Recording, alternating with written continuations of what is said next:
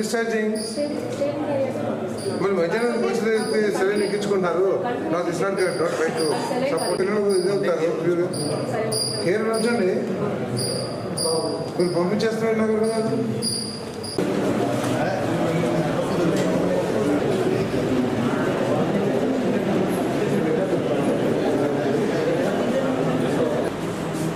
మరి ఇక్కడ పరిస్థితులు ఇప్పుడు పరిస్థితులను చూస్తూ ఉంటే అది గత చరిత్రగా మిగిలిపోతుందేమో అనే భయం కనపడతా ఉంది. ఇక్కడ పరిస్థితులు చూస్తే చాలా వరకు ప్రభుత్వం యొక్క ఇంటర్వెన్షన్ అవసరం ఉన్నట్టు కనపడతా ఉంది. ప్రత్యేకంగా మెస్ విషయంలో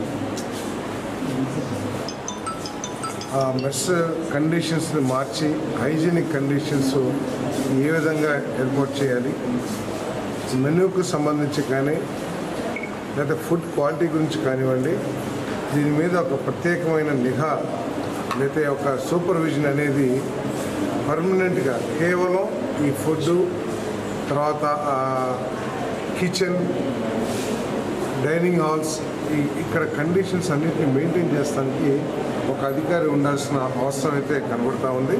తప్పుకోకుండా దీని మీద, ఎందుకంటే ఇప్పటికే నాకు నారా లోకేష్ బాబు గారు ఈ IIITలో పొద్దున ట్రస్ట్లో కనపడంగానే ఆయన స్పష్టమైన ఆదేశాలు ఇవ్వడం జరిగింది. వెంటనే అక్కడ ఏం జరుగుతుంది, ఎందుకు ఈ విధంగా జరిగింది అని చెప్పేసి ఆయన నాకు చెప్పారు. వెంటనే బయలుదేరి క్యాబినెట్ మీటింగ్ అవగానే బయలుదేరి రావడం జరిగింది. మరి స్టూడెంట్స్ అందరూ కూడా వారి సమస్యలు ఏమిటి, ఎందుకు ఇటువంటి పరిస్థితులు ఉన్నాయని చెప్పేసి వారికి అర్థమైనంత వరకు వాళ్ళు చెప్పారు. తప్పకుండా అధికారులతో కూడా ఇప్పుడు మాట్లాడతాను నేను.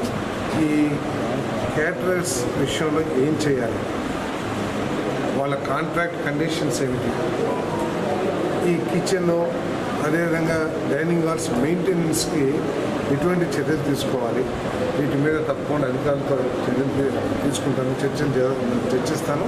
చర్చించి ప్రభుత్వం తరఫు నుంచి ఎటువంటి ఇంటర్ఫరెన్స్ కావాలో కూడా అడిగి తెలుసుకుని ప్రభుత్వం తరఫు నుంచి అది కూడా చేస్తానని చెప్పేసి మనం చేస్తాను. మరి అక్కడ స్టూడెంట్స్ చెప్పిన దాన్ని బట్టి గత ప్రభుత్వం మెస్ ఛార్జెస్ లేదా వాళ్ళకి రావాల్సిన ఫీజులు సరైన సమయానికి రాక లేకపోతే 1 సంవత్సరం 2 సంవత్సరాల తర్వాత రావటం, ఇటువంటి పరిస్థితుల మూలంగా కూడా విద్యార్థులు చెప్పిన దాన్ని బట్టి ఈ క్యాటరర్స్ కొద్దిగా మొండికేసి మాకు పేమెంట్ రావట్లేదు కదా, మేము ఏ విధంగా పెడతాము అనే ధోరణిలో మాట్లాడినట్లు మరి విద్యార్థులు చెప్పారు. కానీ ఒక్క విషయం, ప్రభుత్వం ఆలస్యం చేయటం చాలా తప్పు. గత ప్రభుత్వం ఏదైతే చేసిందో అది కరెక్ట్ కాదు.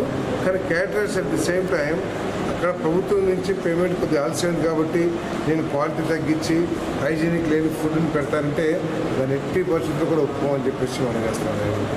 100% కిచెన్లో కానివ్వండి, కిచెన్లో వాడే పదార్థాలు కానివ్వండి, లేదు మెస్ కానివ్వండి, ఇవన్నీ కూడా డైనింగ్ హాల్ ఇవన్నీ కూడా హైజీనిక్ కండిషన్లో ఉండాల్సిందే. దీని మీద తప్పకుండా ప్రభుత్వం తరఫు నుంచి తగు చర్యలు తీసుకుంటామని చెప్పేసి మనం చేస్తాను. మరి ఫుడ్ పాయిజన్ స్టూడెంట్స్ అందరూ కూడా చూశాను, డాక్టర్స్ కూడా మాట్లాడాం, ఎవరికి ఎటువంటి ఇబ్బంది లేదు.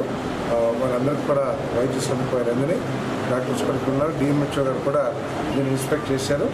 రిపోర్ట్స్ అన్నీ వచ్చిన తర్వాత ఎటువంటి చర్యలు తీసుకోవాలి అనే దాని మీద మరి మంత్రి గారితో నారా లోకేష్ బాబు గారితో మాట్లాడి తగు చర్యలు తీసుకుంటాం. సార్